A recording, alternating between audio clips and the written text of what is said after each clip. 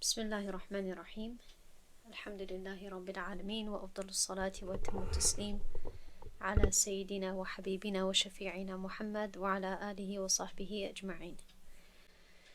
امیدوارم که صحت و سلامت باشید انشاءالله و اکران هم به شما روشن باشد. درس امروزه ما در مورد حدیث الموضوع و المتروک خواهد بود. آغاز میکنیم درس امروزه را. در این جای کتاب رسیده بودیم در صحیفه 18 و در این صحیفه مؤلف میگوید که والموضوع وهو المختلق المصنوع. موضوع آن است، یعنی آن حدیثی است که ساخته و بافته شده است. و قد یلقب بالمردود والمتروک والباطل والمفسد. میگوید که و آن چنین عنوان ها نیز دارد، یعنی که آن را چنین لقب ها نیز داده می شود. با این لقب ها هم این نوع نامگذاری یا اینکه معروف هست، شناخته می شود با لقبی مردود، متروک، باطل و مفسد. و از سببی که مؤلف عموما در کتاب های معاصری و در کتاب های بعدی مصطلح علما حدیث الموضوع را مستقلانه و جدا میفهمانند و بعداً حدیثی یا پیش از آن حدیثی المتروک را میفهمانند، یعنی که متروک یک بخشی جدا دارد. اما در اینجا مؤلف از چیزی که من دیدم و متوجه شدم در کتابش قسمی مستقلانه برای حدیثی المتروک نمی آورد، بلکه اینگونه معلوم می شود که گویا المتروک و الموضوع را مرادف شمار می کند و اینگونه آنها را پیش می کند که آنها یک قسم هستند و بین آنها یگان فرقیتی نیست. اما طبق فهمیش امام ابن حجر و دیگر امام های حدیث و دیگر علمای حدیث، فهمیش آنها دیگر هست که المتروک از الموضوع فرق میکنند. از این سبب در دست امروز گرچند که ما از این بخش کتابی التذکرة فی علوم الحدیث تنها یک بخشش رو میگذاریم، یعنی بخش الموضوع رو میگذاریم، اما من بخش المتروک رو طبق فهمیش امام ابن حجر و امام ابن صلاح و دیگر محدثینی که بعد از آنها آمدند و گویم که این یک اصطلاح حدیثی بعداً شماریده شد، من انشاءالله طبق فهمیش آنها به شما میفهمونم. اما برای امروز درس رو کوشش میکنیم که کوتاه گذاریم و تنها همین بخش رو و بخشی المتروک رو گذاریم انشاءالله. پس الحديث الموضوع کدام حدیث رو گفته میشود؟ لغة هو اسم مفعول من وضع الشيء.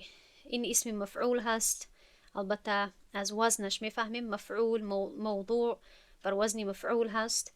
این اسم مفعول هست از بعد مثال می آورد از کلمه وضع، یعنی که وضع الشیء در جمله می گذارد، یعنی که حطه گذاشتنی چیزی. وضع الشیء یعنی که او یک نفر، او یک مرد یک چیزی را گذاشت، پایان گذاشت. و این نامگذاری سمی بذلك لانحطاط رتبته. این نامگذاری شده است، یعنی چنین نامگذاری شده است، چنین نام گذاشته شده است از سبب پست بودنی مرتبه آن. این از همه پسترین و گویم که از همه پایانترین قسمی حدیث می باشد و این را البته تنها برای تعریف حدیث می گوید. این در اصل حدیث شماریده نمی شود و در این نقطه هم بین علما گفتگو هست، یعنی بحث و مباحثه هست که از چی سبب این نوع را حدیث گفته می شود وقتی که در اصل این حدیث نیست. چطوری که از تعریف اصطلاحیش ما میفهمیم که هو الكذب المختلق المصنوع المنسوب الى رسول الله صلی الله علیه و سلم. این یک گفتنی، یک خبر، یک سخنی دروغی است، دروغی ساخته و ساخته شده، یک دروغی که به رسول الله صلی الله علیه و سلم نسبت داده شده است، نسبت داده شود. و تمام این کلمه ها الکذب یعنی دروغ، مختلق و مصنوع.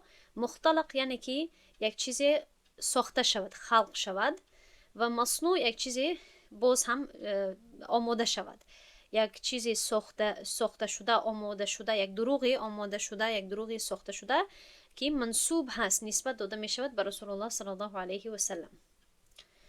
پس در اصل چطوری که گفته ایستاده بودم، این در اصل حدیث نیست. اما علما میگویند که از دو سبب دو نقطه رو پیش میکنن. میگویند که اولا از این سبب ما این را حدیث میگوییم، از سببی که شاگرد و البته طالب علم بفهمد که ما این را همچون، یعنی ما در بخش حدیث هستیم و از جهت حدیث که گفتگو کرده ایستادیم، ما از این سبب این را حدیث میگوییم که این حدیث در اصل نیست، اما ما باید حدیث بگوییم تا اینکه کسی که علم می‌آموزد بفهمد که ما درباره چی سخن گفته ایستادیم و برای چی این یک نوعی هست که ما باید از این پرهیز کنیم و در این نوع احتیاط کنیم. یعنی که برای تعریف هست، برای آشنا کردنی طالب علم. و دویم نقطه که پیش کرده می شود این است که پیش از فهمیدن، پیش از آگاه شدنی وضعی این، یعنی که ساخته و بافته شدنی این، ما این رو همچون حدیث می شماریم، گمان میکنیم که این حدیث هست. از سبب گمانمان و از سببی که پیش از تحقیق شدن و پیش از تنقیح شدنی این خبر ما این رو حدیث می نامیم. از این جهت حدیث گفته می شود. امیدوارم که هر دو این نقطه برای شما یعنی این نقطه رو واضح سازد که از چی سبب ما این رو حدیث مینامیم، گرچه که این حدیث نیست، اما باید ما حدیث بگوییم تا اینکه یعنی به گفتگوی ما مناسب باشد و طالب علم آگاه باشد و خواننده یعنی آگاه باشد که ما باید این رو همچون یک خبر شمار کنیم و از این پرهیز کنیم و این رو استثناء کنیم از خبرهای درستی پیامبر صلی الله علیه و سلم و گفتنی‌های درستی پیامبر صلی الله علیه و سلم. به هر حال یعنی که این درس امروز در موردی خبرهایی هست، گفتنی‌هایی هست که پیامبر صلی الله علیه و سلم نفرموده است اما به پیامبر صلی الله علیه و سلم نسبت داده می شود. خب چطور حدیث موضوع را میشناسند؟ برای این چندین راههایی هست. شیخ محمود طاحن در کتابش 4 سرلوحه گذاشته است، گویم که 4 نوع را در اینجا ذکر کرده است که من برای شما ترجمه کرده گذاشتم.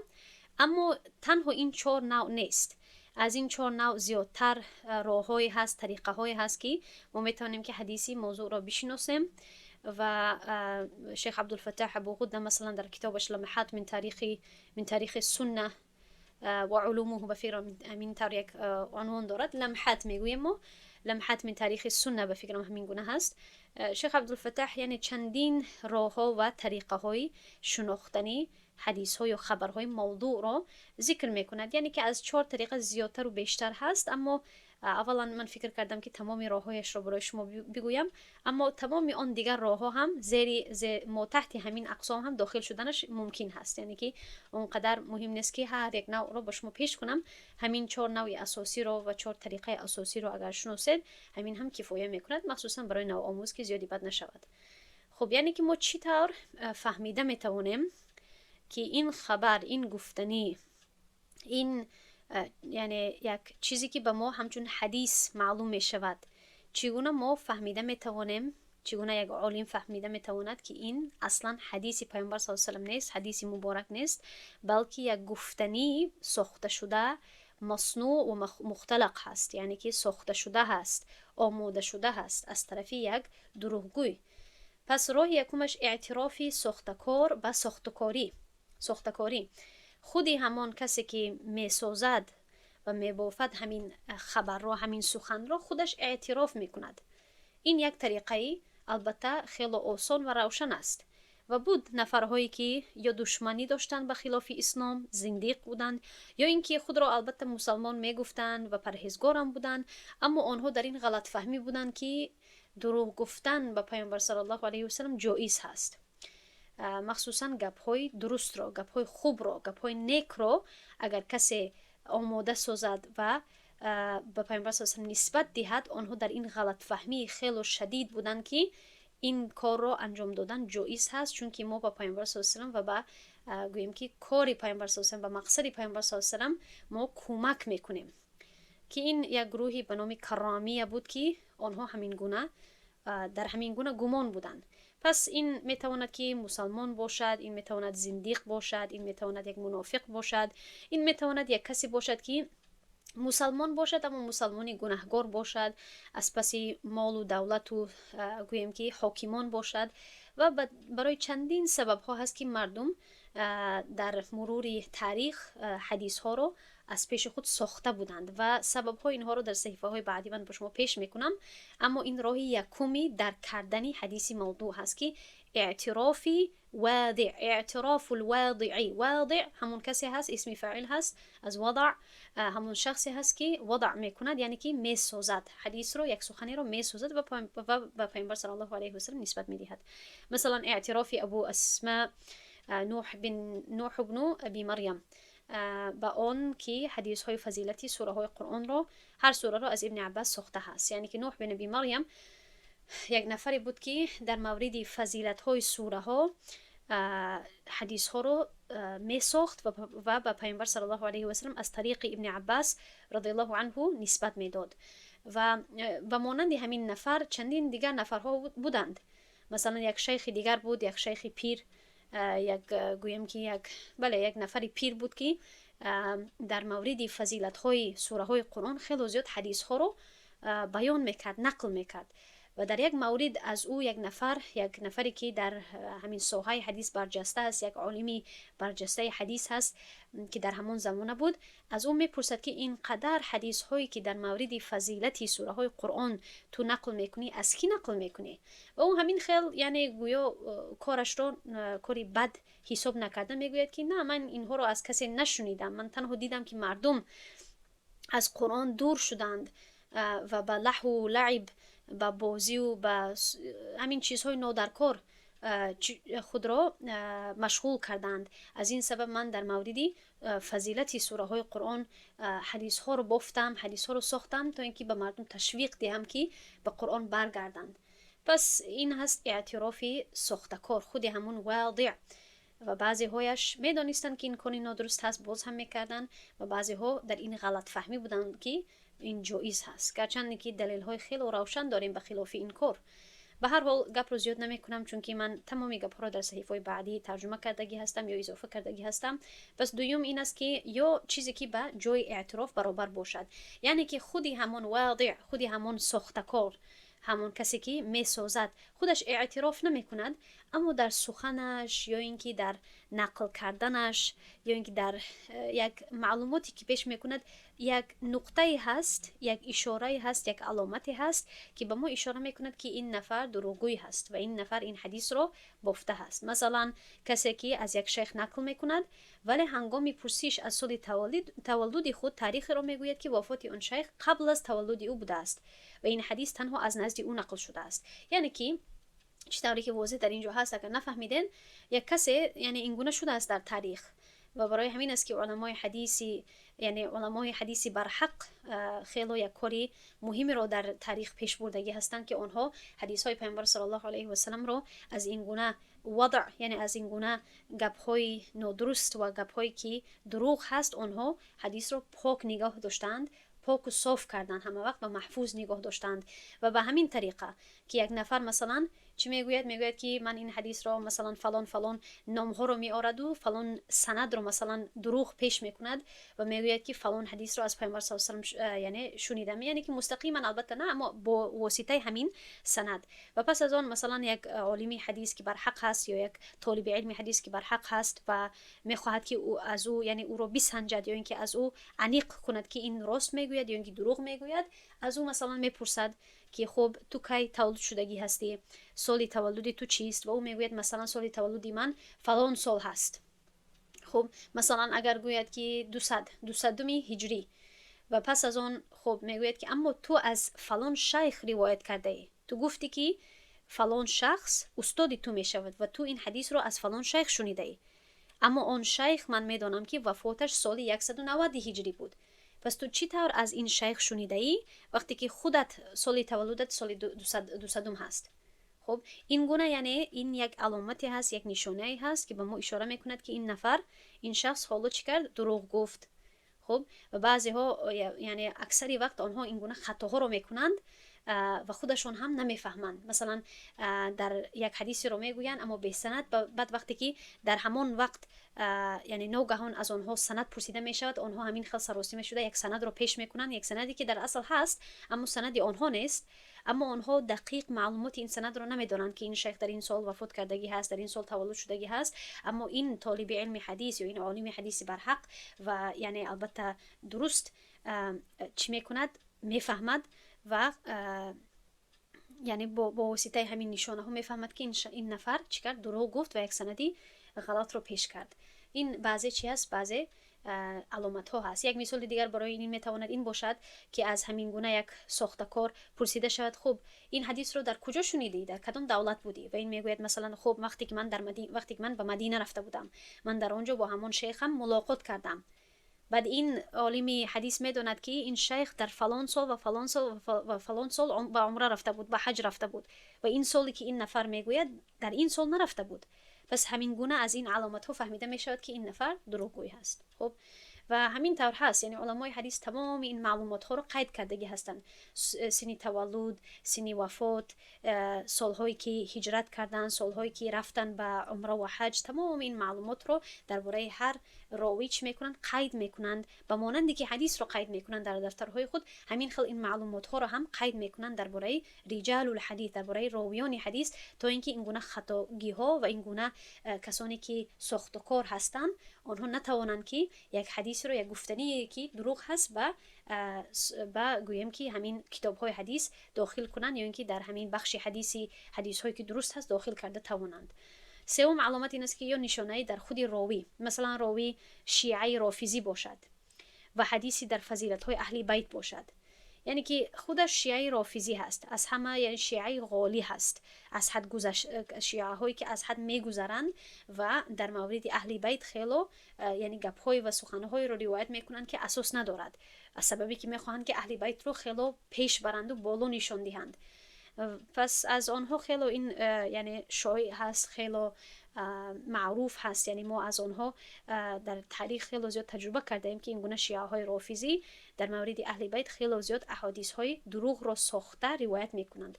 پس این اگر این گونه یک حدیثی رو در مورد فضیلت های اهل بیت پیامبر صلی الله علیه و سلم اگر یک کسی روایت کند که خودش شیعه رافضی باشد، ما باید احتیاط کنیم. خب این رافضی هست، ما نمیتوانیم که این گونه حدیث رو از یک رافضی بگیریم بغیر از تحقیق.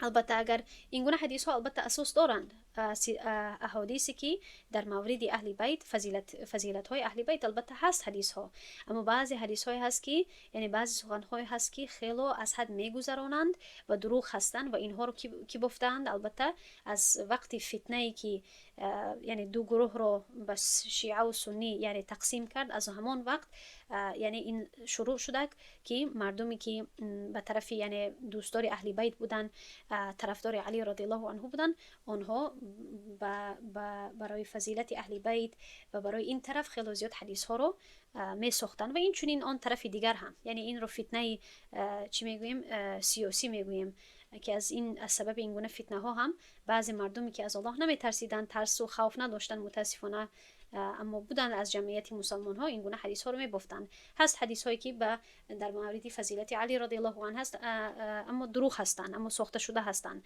از فرقه، از خود همان جمعیت یا گروه علی رضی الله عنه که طرفدار علی رضی الله عنه بودند.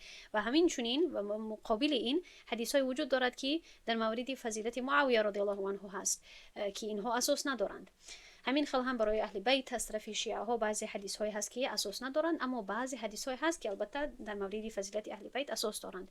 یعنی مهم همین است که این یک نشانه هست در خود راوی، یا نشانه باشد در متن حدیث، مثلا حدیث با لفظ ضعیف و ناصحیح باشد، خیلی لفظ های عجایب باشد، لفظ های باشد که یا عربی دقیق نباشد یا به مانند گفتار پیامبر صلی الله علیه و سلم نباشد، جوامع کلم نباشد، یا کلمه های باشد که پیامبر صلی الله علیه و سلم این گونه سخن نمیگفت، یا برخلاف حسی طبیعی، یعنی بخلاف آن چیزی که ما احساس میکنیم، آن چیزی که طبیعی هست، بخلاف این چیز باشد، یعنی یک چیزی ناممکن باشد، یا برخلاف متن واضح قرآن باشد.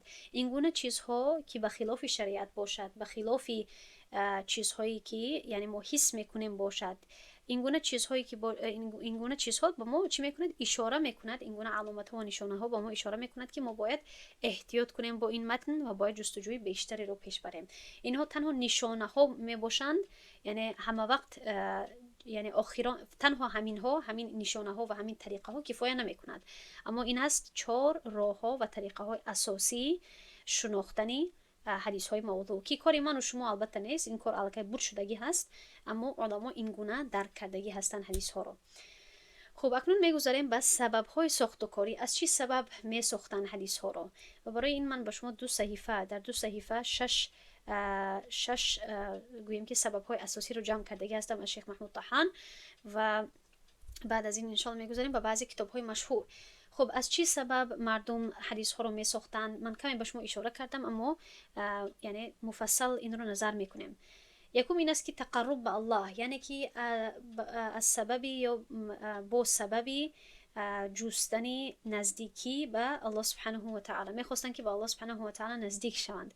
شما شاید سوال کنید که این چطور، یعنی که این کار نادرست هست، چطور انسان میتواند که با یک کاری نادرست به الله سبحانه و تعالی نزدیک شود؟ البته که نزدیک شدن با یک کاری که معصیت هست، با یک کاری که گناه هست، البته این غیر ممکن است. انسان با این گونه کار به الله سبحانه و تعالی نزدیکی جستن نمیتواند و نزدیک شدن نمیتواند. اما در فکر آنها با غلط فهمی آنها گمان میکردند که اگر ما این گونه حدیث ها رو در موردی مثلا گپ های خوب رو با پیامبر صلی الله علیه و آله نسبت دهیم که اسلام رو کمک کند، که مردم رو به اسلام تشویق دهد، که مردم رو به کارهای نیک تشویق دهد، ما ثواب میگیریم. این گونه در غلط فهمی بودند بعضی مردمی ساده و بعضی مردمی که یعنی به بعضی گروه ها و بعضی مذهب ها گویم یا بعضی فرقه ها داخل داشتند و مانند کرامیت، چطوری که من به شما گفتم. خب بعضی ساختکاران برای تشویق مردم به کارهای خیر و نیکی و ترساندن آنها از کارهای نامشروع حدیث ها رو می ساختند. این گروهی ساختکاران که خود را به زهد و تقوا نسبت می دادند خطرناکترینند، زیرا مردم به آنها اعتماد می کردند. مثلا میسره ابن عبدالرب که وقتی که ابن مهدی از او پرسید، ابن المهدی این یک عالم حدیث هست که یعنی در ساحه حدیث خیلی پیشرفت هست، خیلی یعنی مرتبه بالا دارد، علمی قوی دارد، از عصرهای اول بود. از همین شخص میسره ابن عبدالرب میپرسد، میگوید که این حدیث ها رو از کجا آوردی؟ که مثلا در این حدیث ها که ذکر می شود که فلان هر کسی که فلان چیز رو بخواند، فلان سوره رو بخواند، فلان پاداش میگیرد. از اون میپرسد که این حدیث هایی که این گونه آغاز مییابد درباره فضیلت این سوره و این سوره، اینها رو از کجا گرفته ای؟ از کجا آورده ای؟ او جواب داد که من آنها رو برای تشویق مردم ساختم. یعنی من یک انسانی ساده، یک انسانی گویم که بی عقل همین خیل کرد و حتی یعنی این ترس رو و این فهمیش رو نداشت که این کاری نادرست هست. البته این کاری نادرست هست. ما این رو از حدیثی که چندین بار به شما پیش کردم، من کذب علی متعمدا فلیتبوأ مقعده من النار، از این حدیث ما فهمیده میتوانیم. گروه کرامی و غیره به این حدیث کوشش میکنن که جواب بدهند و خیلی دلیل های به معنا رو استفاده میکنن. میگوین که پیامبر صلی الله علیه و آله گفته است که کسی که به خلاف من دروغ بگوید، ما به خلافش دروغ نمیگوییم، ما به تاییدش، به کمکش دروغ میگوییم. اما این یعنی چطوری که گفتم دلیل های به معنا، به اساس هست. وقتی که گپ اینقدر روشن باشد، پس تنها یک انسانی به عقل و به فهم این گونه گپ رو و این گونه دلیل رو پیش میکند که جمهوری یعنی علمای تمامی یعنی فرقه ها کرامیه رو برای این گپ یعنی تنقید میکنند و رد میکنند. به هر حال بعضی ها از این سبب چی میکردن؟ حدیث رو میساختند و میبافتند. دوم این است که و متاسفانه برای همین بخش یکم خیلی نفرهای زیاد بود که زاهد بودند، یعنی پرهیزگار بودند، عبادتکار بودند. اما ببینید که عبادتکار بودن و زاهد بودن این کفایه نمی کند و حتی از عبادت نافله زیاد علم زیادتر مهم است. و چندین علما این گپ رو پیش میکنن از سبب ها به مانند همین که کسی که وقتی خود را خیلی زیاد در عبادت و در دیگر چیزها گذراند، در عبادت نافله، در عبادت زیاد، در قرآن خوانی، البته که شکی نیست که این کارهای خوب هست، اما اگر به علم باشد و یعنی متاسفانه گوییم که به عوض علم باشد، یعنی وقتی خود را به این چیزها بدهد اما وقتش رو از علم دور کند و این نفر رو از علم یک طرف کند و وقتش رو کم کند از حاصل کردن علم، این کار بعد ضررناک می شود. از سبب کسی که به علم باشد یا علمش کم باشد به همین گونه غلط فهمی ها و کارهای غلط هم می افتد. برای همین گرچند که عبادت نافله مهم هست، اما انسان باید اول فرایض و واجباتش رو، سنت‌هایش رو پوره کند، علم حاصل کند و پس از حاصل کردن علم یا هنگامی حاصل کردن علم بعد کمی کمی در عبادت نافله خود اضافه کند. این هست از همه راهی بهترین. خب به هر حال دوم سبب یعنی بافتن حدیث یا ساختن حدیث این بود که حمایت از مذهب، و این مذهب فقهی تنها معنا ندارد، این یعنی به معنای گروه، به معنای گروه و فرقه، خصوصا مذهب های یعنی گروه های سیاسی، یعنی که پلیتیکی که میگوییم. این گونه گروه ها خیلی زیاد یعنی از سبب تقسیم شدن این گونه گروه های پلیتیکی و سیاسی مردم، چطوری که من مثال آورده بودم، برای تایید کردن، برای کمک کردن و نصرت دادن و قوی کردن گروه خود حدیث ها رو میبافتن، میساختن و به پیامبر صلی الله علیه و سلم نسبت میدادن که بعد از پیدا شدن فتنه و اختلاف سیاسی، مثلا خوارج و شیعه ها هر یک حدیث های رو می ساختن که به منفیت مذهب خود بودن. مثلا حدیثی است با مضمون علی خیر البشر من شک فیه کفر، علی بهترین انسان است، هر کسی که به این شبهه کند کافر می شود. این یک مثالی حدیثی موضوع هست. خب و این گونه حدیث ها رو تنها برای نمایان ساختن و فهماندنی موضوع بودن آنها نقل کردن و این گونه پیش کردن جایز هست. بغیر از این ما باید این گونه گفتنی ها رو پیش نکنیم، مخصوصا به مردم عوام، به مردمی که در یک صنف درس نمیخوانند، یعنی با مداومت و با تدریج، از سببی که آنها این گونه گپ ها رو شنوند یا قبول میکنند یا اینکه سرگم میزنند.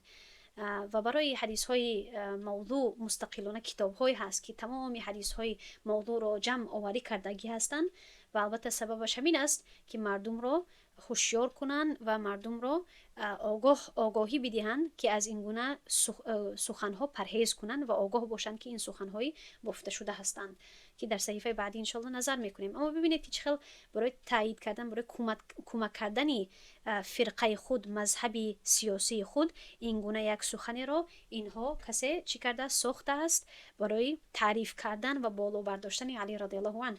البته برای فضیلت علی رضی الله عنه حدیث های موجود هست که حدیث های صحیح هست که پیامبر صلی الله علیه و آله گفته است، اما اینش یک مثال حدیثی است که نادرست هست، بافته شده است و ما از این خود را برای یعنی حساب میکنیم و هیچ وقت این گونه سخنها رو به پیامبر صلی الله علیه و آله نسبت نمیدیم.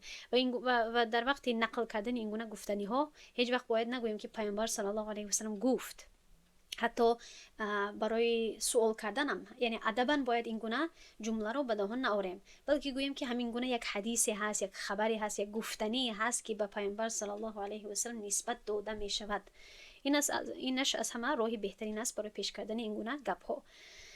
این است حمایه از مذهب. و این چطوری که در اینجا گفتم از همه یعنی برای مذهب ها و گروه های سیاسی این میشد، این کرده میشد برای کمک کردن فرقه معاویه رضی الله عنه، فرقه خوارج خودشان برای حمایه کردن خودشان حدیث ها رو میگفتن. در گروه علی رضی الله عنه هم بود، یعنی که مردمی که پسان آمدن، نمیگویم که صحابه رضی الله عنه یا اینکه تابعینی که پرهیزگار بودن، بلکه مردمانی که پس از آنها آمدن، مخصوصا این در دوم و سوم صدی خیلی زیادتر شد از همان وقت یعنی آغاز یافت. اما یک نکته دیگر این است که حتی برای مذهب های فقهی هم این گونه حدیث ها چی می شود، یعنی بافته می شود.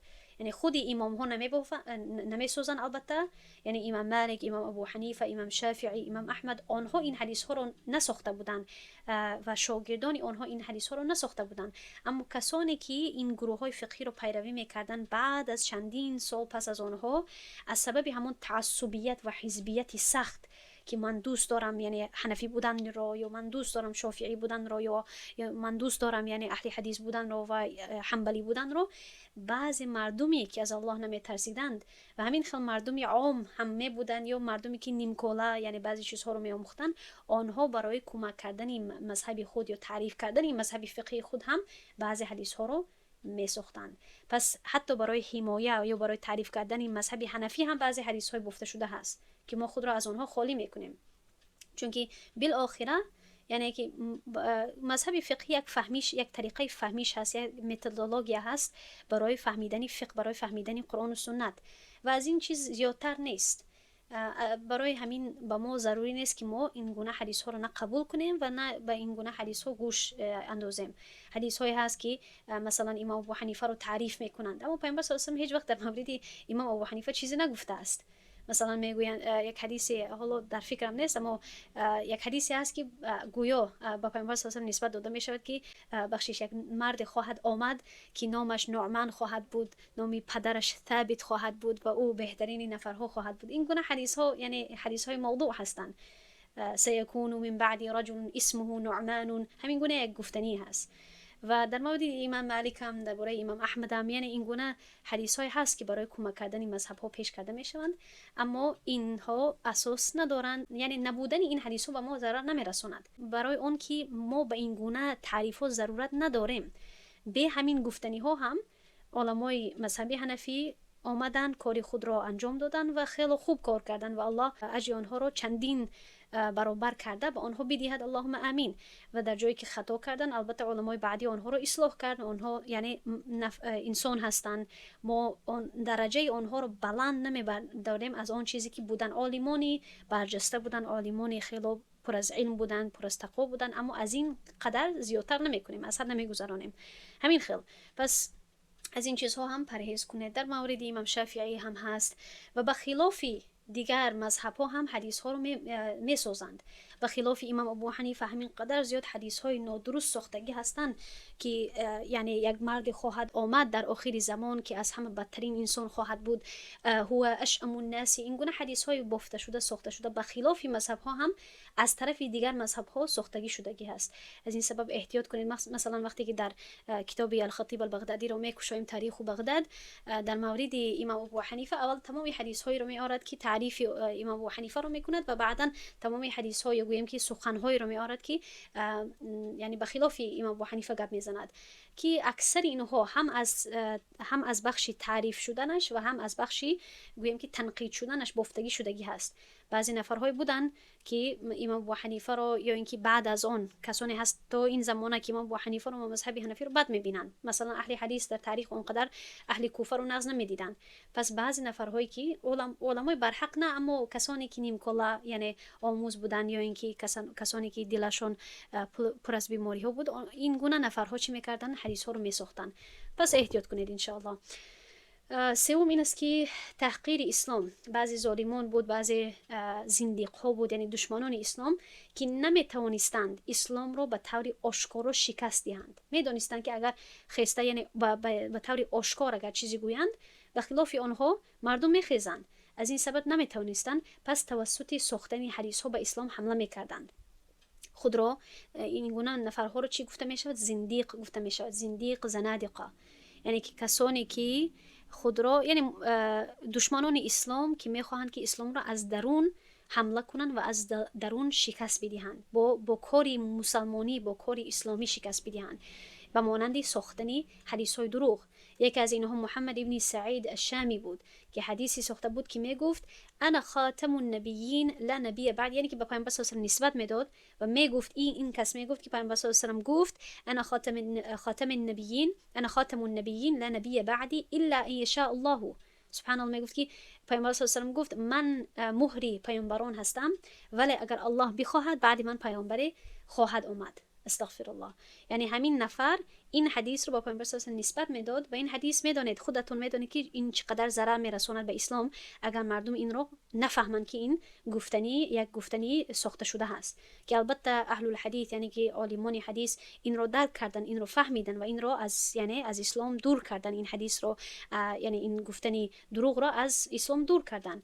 البته این قسمت یکمش درست هست که پیامبر صلی الله علیه و همین گونه فرموده است که من مهر پیامبران هستم، اما این قسمت دومش نادرست هست که الا ان یشاء الله، مگر که اگر الله سبحانه و تعالی خواهد، یعنی بعد از من یک پیامبری خواهد آمد. این باید در قوسک باشد، چون که این گونه حدیث چی میکند؟ در بین مسلمان ها یک شکی رو میاندازد که شما این گونه فکر نکنید که پیامبر صلی الله علیه و پیامبر محمد صلی الله علیه و آخران پیامبر بود، بلکه امکانیتش هست که میتواند یک کسی پس از آن بیاید، این یک دانه را، یک ذره را چی میکند؟ بین مسلمان ها میگذارد، یک ذره شکی رو بین مسلمان ها میگذارد و این آهسته آهسته به مرور سالها میتواند که زیادتر و زیادتر شود و مسلمان ها از بجای که این گونه یعنی فکر و اندیشه داشته باشند که محمد صلی الله علیه و آخران پیامبر بود و مهر پیامبران هست، دوباره به این گونه فکر و اندیشه باشند که خب میتواند، امکانیتش هست، احتمالش هست که یک پیامبر دیگر بیاید، که هرگز نه. یعنی حتی الله سبحانه و تعالی در قرآن این گونه میگوید که پیامبر صلی الله علیه و آخرین پیامبران هست. خب پس البته این گونه حدیث ها رو علمای حدیث به مرور تاریخ از کتاب ها، از مجلس ها و از بین مسلمان ها نابود و نیست کردگی هستند و آشکار کردگی هستند و نمایان ساختگی هستند که اینها گپ های دروغ هست. چهارم این است که نزدیک شدن به حاکمان. اینش البته یک خیلی سببی مشهور هست و در این یک قصه غیاث رو من به شما پیش میکنم. خب یعنی که در مرور تاریخ بعضی نفرهایی بود که مردمانی ساده، مردمانی از خدا که نمی ترسیدند، از الله نمی ترسیدند، عالمانی برحق نبودند، نه طالب علمی درست بودند، تنها چوپلوس بودند و میخواستند نزدیک شوند به پول و مال و دولت و حاکمان، در کرسی های بلند بشینند. همین خیل نفرها چی میکردن؟ برای دیل یافتنی چوپلوسی را نمیدونم یک کلمه دری هست شما میفهمید، برای نزدیک شدن با همین خیل حاکمان چی میکردن؟ بعضی گپای تعریفی و گپای خوب رو با آنها میگفتند که دیلشون رو پیدا کنند و دیلشون رو گرم کنند و بالاتر بشینند در مجلس های آنها. پس در اینجا نوشته شده است که بعضی افراد سست ایمان برای نزدیک شدن به حاکمان حدیث های می ساختند که به رفتارهای نامطلوبی حاکمان موافق باشد. که رفتارهای نامطلوبی حاکمان رو چی میکرد؟ یعنی که درست میگفت که هیچ گپ ندارد، کاری شما درست هست، در شریعت جایز هست، این گونه میگفتن. مثلا داستان غیاث ابن ابراهیم النخعی، غیاث ابن ابراهیم النخعی با خلیفه المهدی اگر یادتون باشد یکی از خلیفه های الدوله العباسیه هست که به فکر پدری هارون الرشید بود. به هر حال با همین خلیفه بود. وقتی که او به نزد خلیفه در آمد و او رو مشغول بازی با کبوتران دریافت، یعنی که در آمد و دید که همین خلیفه با کبوتران بازی میکرد، هر کدام بازی که بود در همون زمانه با کبوتران بازی میکرد. و غیاث چی گفت؟ برای که دل همین خلیفه رو کمی برداره، تعریفش کنه، چی گفت؟ غیاث حدیثی رو نقل کرد، یعنی که این حدیث در اصل هست اما قسمت آخرانش نیست. هیچ جایزه برای مسابقه نیست مگر در تیرپرانی یا در شتران یا در اسبان، یعنی مسابقه با همین حیوانات، یا در کبوتران. این یا در کبوتران در آخرش در اصلی حدیث نیست. پیامبر صلی الله علیه و آله تنها از اولش تا اسبان فرمودگی است. پس او کلمه یا در کبوتران او جناح را به حدیث علاوه کرد تا المهدی از او خوشحال شود. ولی خلیفه، یعنی که ولی المهدی فهمید یا حدیث رو میدانید، چون که اکثر خلیفه های اسلام آنها حتی علم هم داشتن. بعضی هایش بودن که حتی گناهگار بودند. کی بود؟ الامین خیلی یک خلیفه نادرست بود، به گناه هم مبتلا بود. اما بعضی خلیفه ها به مانند عمر بن عبدالعزیز 99 سال هجری تا 101 3 سال یعنی که خلافت کردگی بود، خیلی پرهیزگار بود، علم هم داشت و دیگر و دیگر. به هر حال مقصدم چیست که این شاید کمی از علم و از حدیث با خبر بود و درک کرد. خلیفه ساختکاری رو درک نمود، همین وضع رو، همین ساختکاری رو درک نمود، فهمید که این در آخر چی کرد؟ علاوه کرد. و از سببی که یعنی پشیمان شد و هم حتی غضب شد، سر خودش، اولا سر خودش غضب شد، سر خودش قهرش کرد، فرمان داد که کبوتران رو ذبح کرده شود و غیاث رو از دربار بیرون کرد، با اظهار آن که او را خود مجبور به آن کار کرده است. یعنی که درک کرد که از سبب من شده، از سبب نزدیکی به من این همین نفر غیاث این چی کرد؟ مجبور نشد اما خود را به همین کار کشاند و به خلاف پیامبر صلی الله علیه و آله یک گپی را اضافه کرد که خودش میداند که این گپ را پیامبر صلی الله علیه و آله نگفته بود، یعنی این قسمت آخرانش را. پس از سبب همین کبوتران رو ذبح کرد و این نفر رو هم بیرون کرد از دربارش، از همون گویم که جای حکومتش، و یعنی توبه کرد از سبب شدن حتی. به هر حال این است یک سبب دیگر. و پنجم است جستجوی مبلغ. بعضی قصاص ها هنگام قصه گویی حدیث های عجایب رو میگفتند تا مردم آنها را گوش کنند و مبلغ دهند. مثلا ابو سعید المدائنی.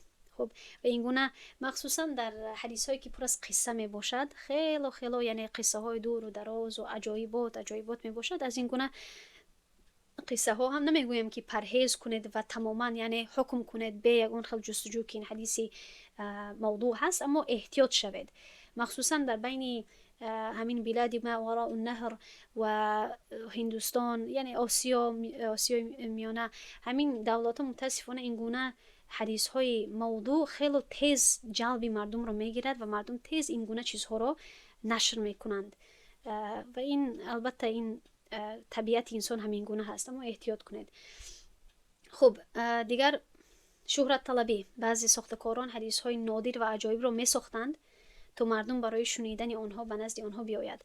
مثلا ابن ابی دهیه و حمد النصیبی. یعنی که بعضی وقت چون که حدیث ها رو در یک زمانه چندین تا طلبه های حدیث می باشد، چندین تا عالمان حدیث می باشد و اگر یک عالم حدیث مشهورتر باشد، همه شاگردان حدیث پیش نزد او می رفتند. اما چندین باری که همین حدیث های معروف و مشهور رو که می شنیدن، بعضی وقت میخواستند که بعضی عالمانی رو پیدا کنند که حدیث های داشته باشند که آنها قبلا نشنیده باشند. پس وقتی که اگر یک کس خود را عالم میگفت و مجلس قایم میکرد و شاگردان رو قبول میکرد، بعضی وقت برای تشویق آنها، برای جلب کردن یعنی مجلس کلانتر و شاگردان زیادتر، آنها بعضی حدیث های نادر و عجایب رو از پیش خود میساختند که شاگردان حدیث گویند که خب من این حدیث رو قبلا نشنیدم، من این رو از همین شیخ باید نویسم و دوباره به مجلس های همین شیخ باید برگردم. این گونه سبب ها هم بود. اما پیش از آن که به این کتاب ها ادامه کنم، خلاصه تمام این گپ چیست؟ این خیلی بخش موضوع هرچند که حدیث هم نیست، از همه بخش جالب ترین است. خیلی در مورد این بخش گفتگوهای زیاد هست، کتاب‌های زیاد هست. از همه کتابی که در این مورد به من خیلی معقول شده بود و خیلی جالب بود، این کتاب شیخ عبدالفتاح ابوغده هست، لمحات من تاریخ السنه، که اینقدر مثال‌های زیادی رو می‌دهد برای یعنی قصه های رو پیش میکند که چگونه یک نفر حدیث رو ساخت و چگونه یک اهل حدیث یعنی یک عالم حدیث پیدا کرد و درک کرد که این حالا چی کرد، دروغ گفت و نشانه های دروغگویی و غیره و غیره. خیلی جالب هست. کسی که خواهد در همین کتاب میتواند که زیادتر خواند. گروهی که من در اینجا درس میدهم، خواهرانی که تخصص میکنند در حدیث، در بخش همین موضوع ما با آنها اینقدر حدیث های موضوعی را پیش کردگی هستم که آدم باورش نمی شود که چی خیل یعنی چطور مردم این را همچون یک حدیث قبول کردن. حدیث های هست که اینقدر لفظ هایشون بی معنا هست، لفظ های خنده‌آور، گپ های بی معنا، گپ های خنده‌آور رو همچون حدیث پیش کردگی هستند درباره هر چیزی که فکرت می آید. درباره برنج که برنج خیلی مفید هست، اگر برنج مرد می بود قوی می بود. درباره نعمت های جنت، درباره یعنی چندین چیزها اینقدر گپ های بی معنا و خنده‌آور هست که الله ما را نجات دهد از این گونه گپ ها. اما گپی خوبی در چیست که در مرور تاریخ همه وقت یک عالمی از بخش حدیث بودگی هست، یک گروهی از عالمان حدیث بودند که گویم که همین حدیث های پیامبر صلی الله علیه و آله را از این گونه گپ های نادرست و از این گونه گپ های دروغ پاک و صاف نگاه داشتگی هستند. از این سبب یعنی علم حدیث خیلی مهم هست و ما هم باید کوشش کنیم که این علم را از خود کنیم. به هر حال بعضی کتاب ها در این بخش نظر کنید. البته خیلی کتاب های زیاد هست، اما من برای شما همین 3 کتاب را پیش میکنم. کتاب الموضوعات من الاحاديث المرفوعات، امام ابن الجوزی یک کتابی را تصنیف کرده است به نام کتاب الموضوعات و این کتاب یک جلد نیست، چندین تا مجلد هست که در این کتاب چی میکند؟ تمامی سخنهایی که دروغ هستند آنها را جمع میکند که ببینید که چقدر عالمان حدیث خدمت کرده هستند برای علم حدیث، که حتی گپ هایی که دروغ هستند، بی معنا، بی مطلب، فایده ندارند، بی منفعت هستند، آنها را هم برای آگاه کردن مسلمان ها جمع آوری کردگی هستند. در همین کتاب خیلی دراز هست و سببش رو هم ذکر کردگی هست. یعنی حدیث ها رو می آورد، همین سخن ها رو می آورد با رقم هایش و ذکر میکند که از چی سبب این موضوع هست، از چی سبب این بافته شده هست. اما یک چیز رو فراموش نکنید که امام ابن الجوزی بین علمای حدیث این عالم رو متشدد میگویند، یعنی که این خیلی سخت رو هست وقتی که تنقید میکند و حتی بعضی حدیث هایی که تنها ضعیف هستند، موضوع نیستند، تنها ضعیف هستند، سندشون کمی مشکلات دارد، آنها رو هم در همین کتابش داخل کردگی هست. از این سبب ما وقتی که حدیثی رو جستجو میکنیم، تحقیقات پیش میبریم، باید هم گپی ما میتوانیم که گپی یک عالمی متشدد رو گوش کنیم، اما باید ما گپی عالمی متساهل رو هم گوش کنیم و متوسط یا منصف، کسی که انصاف کننده هست و در مابین هست. چون که خودتون میدانید، به شما تجربه شده که هست که بعضی علما هم همین گونه هستن و بعضی استادان هم همین گونه هستن. بعضی ها کمی سخت رو هستن، سخت گپ هستن از جهتی تنقید کردن یا از جهتی حکم دادن، فتوا دادن، و بعضی ها خیلی سبک هستن، متساهل هستن. اما ما باید کوشش کنیم که میانه روی رو پیدا کنیم، منصف باشیم. در جایی که سخت روی یا فتوای سخت نیاز باشد، در همان جا سختی کنیم. در جایی که نیاز نباشد، به مردم باید که آسانی کنیم، یسروا ولا تعسروا. به هر حال و این هم یک مهارت هست، این هم یک کمال هست که از الله سبحانه و تعالی همه وقت دعاگوی باشید. از الله سبحانه و تعالی دعا کنید که یک عالمی شوید، یک انشالله طالب علمی شوید، یک خادمه شوید که منصفه باشید، همه وقت با انصاف باشید، نه اینقدر به این طرف باشید، نه اونقدر به اون طرف. خب چون که هر دو این طرف ها از حد گذری هست. به هر حال امام ابن الجوزی متشدد بود، سخت رو بود. هر یک چیزی که میدید، هر یک نشانه میدید، تیز حدیث را از جمع موضوعات قرار میداد، تا پای موضوع رو میزد. برای همین است که امام سیوطی که نام این رو قبلا شنیدگی هستید، یک عالم حدیثی است. باید امام سیوطی، امام عراقی، امام ابن صلاح، امام ابن حجر، اینها رو باید بدانید. اینها عالمان حدیث هستند با مرور وقت. البته در فقه هم داشتند، مذهبی فقهی هم داشتن، اکثر آنها شافعی بودن، اما مذهبی فقهی آنها با ما مهم نیست. همین مهم است که با منهج محدثین البته حدیث رو پیش می‌گردن. به هر حال امام سیوطی از همین سببی که من به شما گفتم که امام ابن الجوزی متشدد بود، یک کتابی رو تصنیف کرد به خلاف این کتاب با عنوان تعقبات سیوطی على موضوعات ابن الجوزی، یعنی تعقب، تنقیدهای سیوطی بر همین کتاب موضوعات ابن الجوزی. یعنی که من در اینجا تنها همین قدر نوشتم بر اصلاح کتابی امام ابن الجوزی، بر اصلاحی نوشتم ادبا که این گونه معلوم نشد که اونها بین خود میشپیدن یا میجنگیدن. اما امام سیوطی وقتی که متوجه شد که امام ابن الجوزی خیلی سخت رو بود در تنقید خود و خیلی چی میکرد، یعنی که حدیث هایی که حتی کمی ضعیف می بودن آنها را هم و حتی حسن می بودن آنها را هم موضوع، بعضی حدیث ها رو خطا کردگی هست و موضوع قرار دادگی هست. از این سبب امام سیوطی آنها رو واضح می سازد. پس این درست نیست. این گپی اساسی است، توجه کنید که کسی اجازت ندارد که کتاب امام ابن الجوزی رو کشاید و در آنجا یک حدیث رو پیدا کند و گوید که تمام این حدیث موضوع هست. چون که این گپی این نتیجه تنها یک عالم هست که یک عالمی که سخت رو بود، متشدد بود، شدید بود بر حکم کردن بالای حدیث ها. بلکه شاگرد حدیث باید که تعقبات امام سیوطی را هم نظر کند که امام سیوطی بعضی اصلاحات رو میکرد بر کتاب امام ابن الجوزی. اما گپی جالب و شاید خنده‌آور این است که امام سیوطی را علما تنقید میکنن که خیلی زیاد متساهل هست، خیلی زیاد یعنی آسان رو هست، سبک رو هست. بعضی حدیث هایی که باید نادرست شماریده شوند آنها رو درست میشمارد.